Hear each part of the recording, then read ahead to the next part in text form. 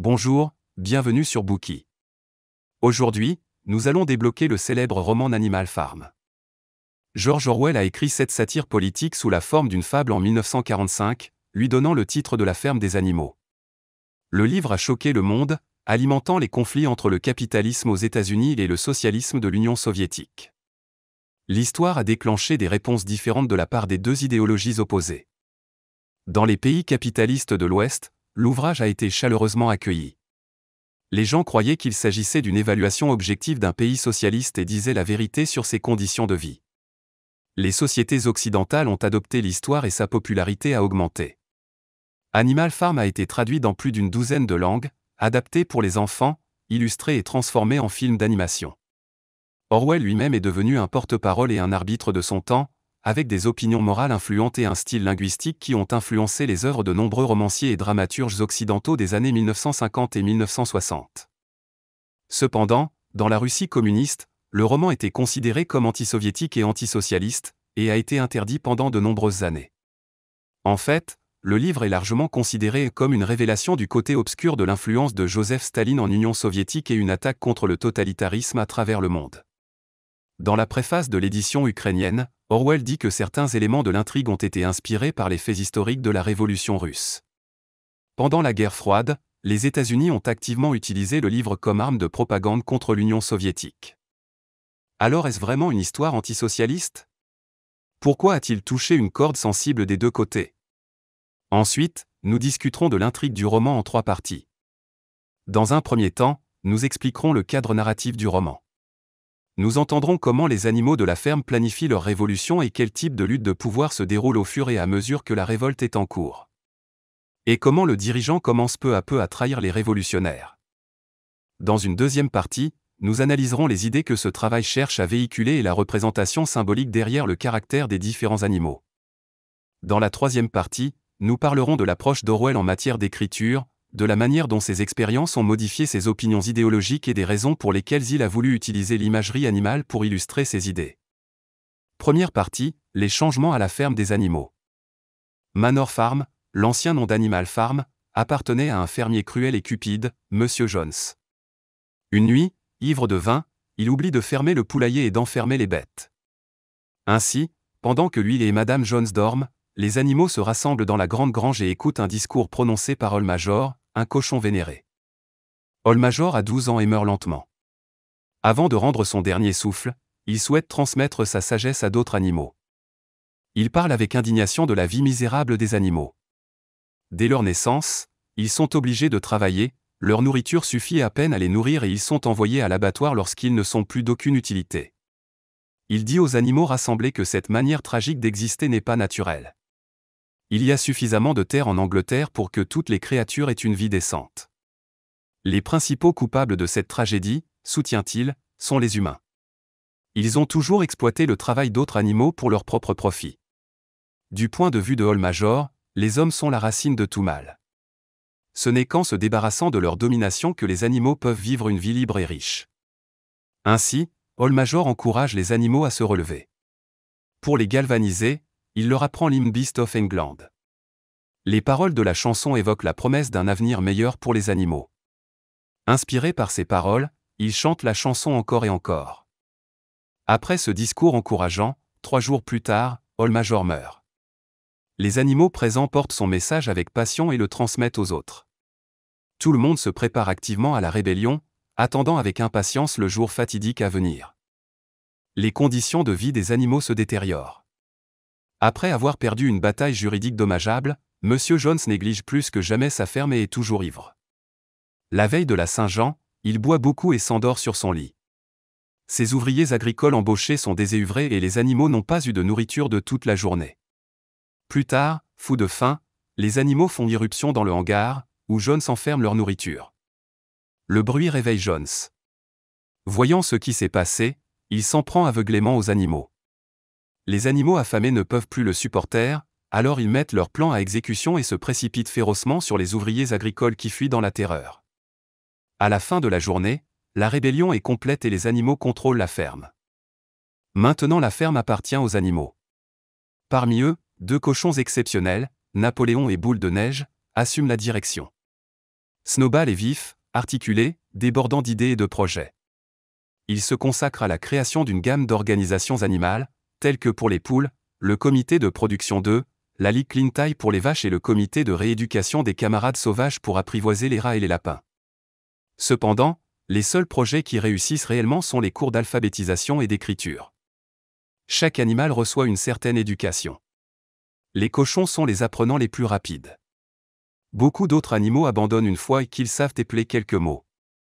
Napoléon, le seul sanglier du Berkshire de la ferme, est calme mais déterminé. Il reconnaît l'importance de l'éducation, mais il ne s'intéresse pas aux autres comités divers de Snowball. Il comprend comment l'éducation formera la prochaine génération et adopte 9 chiots fraîchement sevrés, en disant à leur mère qu'il sera responsable de leur éducation. Il prend les chiots et les garde à l'écart des autres animaux de la ferme. Après avoir pris la relève, les enseignements d'Old Major sont condensés en 7 commandements. Celles-ci sont inscrites sur le mur, et la ferme est rebaptisée « Ferme des animaux ». Les commandements disent « Tout ce qui marche sur 2 jambes est un ennemi, tout ce qui marche sur 4 pattes ou a des ailes est un ami, aucun animal ne doit porter de vêtements, aucun animal ne doit dormir dans un lit, aucun animal ne doit boire d'alcool, aucun animal ne doit tuer un autre animal, tous les animaux sont égaux ». Snowball résume l'ensemble des règles en un seul slogan, et les moutons aiment particulièrement chanter cela toute la journée, 4 pattes bonnes, 2 pattes mauvaises. Les animaux travaillent plus dur que jamais sous la direction de Napoléon et Snowball, mais ils sont heureux car maintenant ils travaillent pour eux-mêmes. Personne ne gaspille de nourriture et personne ne la vole. Ils ont plus à manger que jamais et ont plus de temps libre. Il y a des revers, certains animaux ne peuvent pas manipuler avec succès les outils agricoles conçus pour les humains, et ils n'ont pas de batteuse pour décortiquer leurs grains. Cependant, avec leurs esprits brillants, les cochons proposent souvent de nouvelles solutions et ouvrent la voie. Le dimanche est un jour de repos et personne ne travaille. C'est le jour où les animaux tiennent leurs assemblées générales, planifient le travail de la semaine à venir, proposent et votent des résolutions. Ce sont toujours les cochons qui font des propositions, Napoléon et Snowball étant les plus contributeurs. Malgré les procédures démocratiques, ils ne parviennent jamais à un consensus. Par exemple, si l'un des cochons préconise de semer de l'orge en hiver, l'autre recommandera de planter davantage d'avoine. Snowball remporte généralement la majorité des voix en raison de son excellent oratoire, mais Napoléon est habile à solliciter la popularité en dehors de l'Assemblée. Ses interactions et influences sont efficaces, notamment sur les moutons. Il les encourage à perturber les débats. Les moutons interrompent souvent les réunions en chantant 4 pattes bien, 2 pattes mal, surtout lorsque le discours persuasif de Snowball atteint un point dramatique. Un projet de construction d'éoliennes provoque le désaccord le plus intransigeant. Snowball pense que le moulin à vent devrait être construit pour produire de l'électricité. L'électricité peut fournir de la lumière et de la chaleur et faire fonctionner diverses machines pour faire le travail pour les animaux. Cela allégerait leur horaire de travail. Cependant, Napoléon se moque du plan. Il pense que la priorité devrait être d'augmenter la production alimentaire. Tout le monde pourrait mourir de faim en perdant du temps à construire un moulin à vent. Finalement, un dimanche, ils arrivent au scrutin final et l'éloquence de Snowball l'emporte par un glissement de terrain. Au moment où la décision triomphale est annoncée, Napoléon pousse un hurlement. Personne n'a encore entendu un son aussi terrible. 9 gros chiens se précipitent et se dirigent directement vers Snowball. Désespérément, il s'échappe de la gueule des chiens et s'enfuit. Cela laisse Napoléon comme seul commandant de la ferme des animaux. Il annonce aussitôt la suspension des rencontres dominicales. Au lieu de cela, les décisions seront prises par un comité spécial de port, dirigé par lui. Tous les autres animaux devraient simplement accepter leurs décisions. Inutile de dire que l'annonce bouleverse les autres animaux, dont 4 petits cochons qui ne connaissent que quelques mots. Ils désapprouvent les nouvelles dispositions. Tout le monde veut protester, mais ils ne savent pas comment s'exprimer. Les 4 petits cochons n'osent pas parler, ils ont trop peur des aboiements des 9 chiens féroces qui font office de garde du corps de Napoléon. Ensuite, les brebis commencent à chanter, 4 pattes bonnes, 2 pattes mauvaises. Au moment où ils se calment, l'occasion de discuter est passée. À la suite de la réunion, Skiller, un cochon réputé pour son éloquence et sa force de persuasion, fait pression sur les animaux au nom de Napoléon. Il dépeint la prise de pouvoir de Napoléon comme un acte d'abnégation au profit de tous les animaux. Il tente de discréditer l'héritage de Snowball. Il utilise leur peur de Jones comme atout lorsque les autres animaux le défient. S'ils ne font pas confiance à Napoléon, Jones reviendra et récupérera la ferme. Il déclame, sûrement, « Camarades, vous ne voulez pas que Jones revienne ?» C'est vrai, personne ne veut que le fermier revienne. Si le mouvement de Napoléon est ce qui peut empêcher le retour de Jones, les animaux ne peuvent plus s'y opposer. Fait intéressant, Napoléon, qui s'était toujours opposé au moulin à vent, change maintenant d'avis. Utilisant Schiller comme porte-parole, il suggère qu'il avait plaidé pour le moulin à vent depuis le début, mais Snowball lui avait volé les plans. Il affirme que la seule raison pour laquelle il avait soulevé des objections auparavant était de tromper Snowball. Le récit de Schiller semble crédible, bien que les autres animaux ne comprennent pas vraiment les motivations de Napoléon. Comme il est toujours entouré de chiens menaçants, il est plus facile de ne pas contester l'explication. Construire le moulin à vent est une tâche extrêmement difficile. Les animaux n'ont pas la technologie nécessaire à l'entreprise. Même pour casser les pierres en morceaux de la taille dont ils ont besoin, il faut une méthode ingénieuse mais laborieuse. Ils transportent les gros blocs et les rochers en haut d'une colline et les jettent sur la pente, de sorte qu'ils se brisent en morceaux au fond lorsqu'ils peuvent être transportés dans une charrette. C'est un travail lent et éreintant. Parfois, il faut une journée entière juste pour traîner un rocher sur la colline, seulement pour constater qu'il ne se fissure pas nécessairement lorsqu'il s'écrase au fond. Les animaux sont esclaves pour terminer ce projet pendant 60 heures par semaine. Il n'y a plus de repos le dimanche.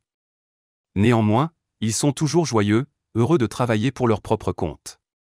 Leur sacrifice est uniquement pour leur propre espèce et leurs descendants, pas pour que les humains en profitent sans rien faire. Mais leur dur labeur ne suffit pas. Les animaux n'ont pas tous les matériaux nécessaires pour construire un moulin à vent fonctionnel. Il y a une pénurie de kérosène, de clous, de cordes et d'autres ressources nécessaires à leurs tâches quotidiennes. La ferme ne peut pas produire tous ces articles. Ainsi, Napoléon annonce une nouvelle politique de commerce avec d'autres fermes. Et un avocat, Aimé Impair, commence à servir d'intermédiaire entre la ferme et le monde extérieur. Les animaux ne sont pas à l'aise avec cet arrangement. Vous pouvez sentir leur inquiétude dans l'air autour de la ferme. Ils se souviennent d'une résolution importante, prononcée lors de la réunion victorieuse tenue après l'expulsion de Jones, ne jamais avoir de relation avec des êtres humains, ne jamais faire de commerce, ne jamais faire usage d'argent. Bien sûr, avec les moutons qui crient avec leur chant et le lobbying persuasif de Schiller, aucun animal n'exprime sa dissidence. Ils sont amenés à croire que cela n'a jamais été un édit définitif. Après une période de travaux de construction exténuants, le projet d'éolienne approche de sa moitié. L'hiver approche, et en novembre, les rudes le temps ne s'arrête pas. Une nuit, un orage arrive. Un vent fort souffle, des tuiles sont arrachées et les fondations du moulin tremblent. La lumière du matin révèle une dévastation chaotique. Les animaux sont horrifiés lorsqu'ils voient la destruction. Tout ce qu'ils ont fait jusqu'à présent est en ruine. Les animaux se tiennent en silence, choqués et affligés, mais Napoléon est calme. Il examine la scène désastreuse, renifle le sol et assure aux animaux rassemblés que c'est l'œuvre de Snowball. Il a détruit le moulin à vent. Il affirme que Snowball a dû pénétrer dans la ferme au clair de lune et détruit près d'un an de travail, essayant de ruiner leur plan en représailles à son exil. Sur place, Napoléon scelle le sort de Snowball, appelant à son exécution pour ses crimes. Il encourage les animaux à transformer leur chagrin en force et en résistance. Ils doivent travailler encore plus dur pour achever le plan et refuser de laisser le complot subversif de Snowball réaliser ses intentions. Avec l'arrivée de l'hiver, la construction du moulin à vent devient encore plus exigeante. Comme tout le monde travaille sur le projet de moulin à vent, la production de céréales n'est plus ce qu'elle était. Et Napoléon échange une partie du grain contre des approvisionnements. Alors, cet hiver-là, la nourriture manque. Napoléon cache la situation de l'extérieur, forçant les poules à vendre les œufs qu'elles s'apprêtaient à couver au printemps pour combler le manque à gagner. Pendant tout ce temps, Snowball est introuvable. La rumeur veut qu'il cache l'une ou l'autre des fermes voisines. La ferme dans laquelle il est censé se trouver dépend de la ferme avec laquelle Napoléon veut commercer. Du point de vue complotiste de Napoléon, Snowball se cache dans la ferme qui ne veut pas faire affaire avec lui. Au printemps, la ferme des animaux semble être constamment attaquée par un ennemi invisible. La nuit, quelqu'un mange le maïs, retourne les seaux et renverse le lait, casse les œufs, piétine les pépinières et grignote l'écorce des arbres fruitiers. Quels que soient les dégâts, Napoléon blâme Snowball. Il semble convaincu que Snowball se faufile dans la ferme la nuit pour faire des ravages. Napoléon ordonne une enquête approfondie sur les activités de Snowball. Schiller annonce que Snowball s'est associé aux propriétaires d'une ferme voisine dans le but de leur prendre Animal Farm. Il prétend que Snowball était l'espion de Jones depuis le début. Skiller lave le cerveau de tout le monde. Il dit qu'auparavant, lorsque les humains avaient tenté de reconquérir la ferme et avaient été chassés à la bataille de l'étable, où Snowball semblait se battre vaillamment, il était en fait de mèche avec Jones et visait à les détruire. Quant aux blessures qu'il a reçues au combat, elles se sont infligées à lui-même. Skiller affirme que la preuve de tout cela se trouve dans les documents écrits par Snowball à l'époque. Cependant, les animaux ne peuvent évidemment pas les lire. Ils en viennent progressivement à accepter la version des événements de Skiller. Encore plus audacieusement, Napoléon prétend que Boule de Neige a planté ses agents secrets parmi eux à la ferme. Il convoque tous les animaux pour une exécution publique de ces traîtres. Viennent d'abord les 4 cochons qui protestent contre l'annulation des réunions du dimanche par Napoléon, puis 3 jeunes poules qui s'opposent à la vente d'œufs par Napoléon, puis une oie et 3 moutons. Tous ont apparemment avoué avoir été instruits par Snowball. La liste des animaux traîtres s'allonge de plus en plus. Les animaux avoués sont abattus, et leurs corps sont entassés aux pieds de Napoléon. L'horrible épisode choque et effraie tous les autres animaux. Ils n'ont jamais été témoins d'un carnage aussi horrible et sanglant et ne peuvent s'empêcher de compatir avec les victimes. Ils expriment leurs pensées en se réunissant pour chanter Creature of England. Bientôt, Skiller les arrête et il leur est interdit de le chanter à nouveau. Après quelques jours, la terreur est oubliée, mais les animaux survivants se souviennent du commandement selon lequel aucun animal ne doit tuer un autre animal inscrit sur le mur. Cependant, lorsqu'ils regardent à nouveau, ils constatent que la clause se lit désormais comme suit : aucun animal ne doit tuer un autre animal sans motif. Ils ne peuvent pas remettre en question les mots supplémentaires. Si c'est écrit sur le mur, ils doivent s'être mal souvenus. L'exécution des traîtres en ligue avec Snowball est clairement justifiée, donc l'affaire est close. Napoléon est de moins en moins vu autour de la ferme. Lorsqu'il apparaît, il est toujours entouré d'autres personnes.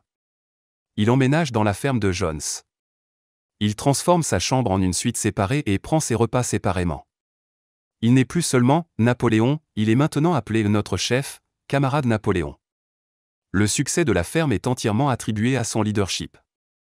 Après avoir pondu des œufs, les poules disent, sous la direction de notre chef, le camarade Napoléon, j'ai pondu 5 œufs en 6 jours. Quand les vaches boivent, elles s'exclament, grâce à la direction du camarade Napoléon, comme cette eau est excellente. La façon dont les animaux doivent considérer leur chef Napoléon est condensée dans un poème intitulé Camarade Napoléon. Les mots du verset sont inscrits sur le mur extérieur, en face des 7 commandements. Plus tard, Animal Farm est à nouveau attaqué par les humains.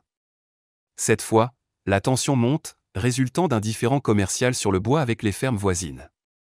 Dans ce conflit, contrairement à la bataille de l'étable, les animaux ne gagnent pas si facilement. Bien qu'ils finissent par chasser les envahisseurs, presque tous les animaux sont blessés, même Napoléon. Le moulin avant qu'ils ont travaillé si dur à construire est complètement dévasté dans la bataille. Ils doivent recommencer le projet à zéro. Après d'autres travaux intenses, enfin, le moulin à vent devient une réalité. Cependant, au lieu d'être utilisé pour générer de l'électricité permettant d'économiser du travail, il est utilisé pour moudre le maïs.